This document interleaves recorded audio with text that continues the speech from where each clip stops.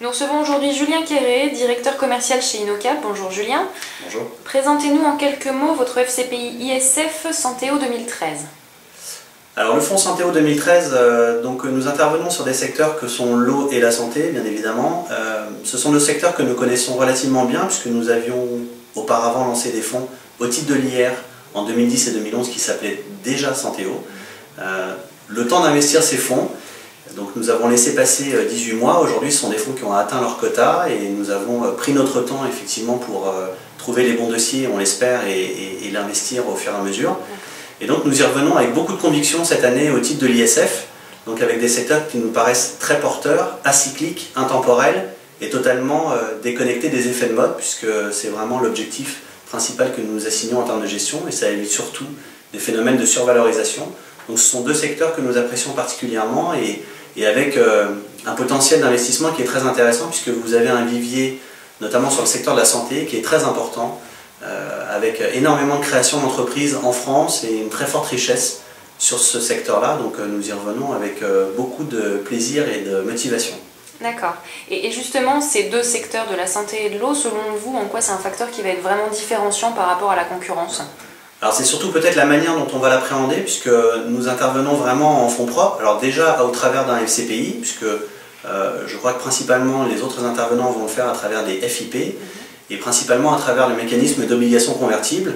Donc là on n'est pas du tout dans la même logique, puisque pour accompagner des PME dans leur développement et dans leur innovation, il faut bien évidemment leur apporter des fonds propres.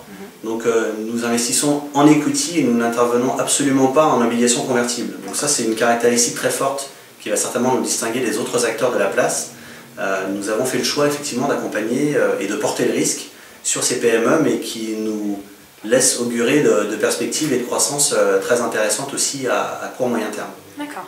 Et est-ce que vous auriez un exemple de PME dans laquelle vous avez pris des participations, un bel exemple de participation? Bien sûr, nous avons investi il y a maintenant plusieurs mois dans une société qui s'appelle EOS Imaging, donc qui est spécialisée dans l'imagerie médicale. Alors c'est vrai que, je le précise, mais nous intervenons principalement dans la medtech, donc tout ce qui concerne les techniques de médicalisation.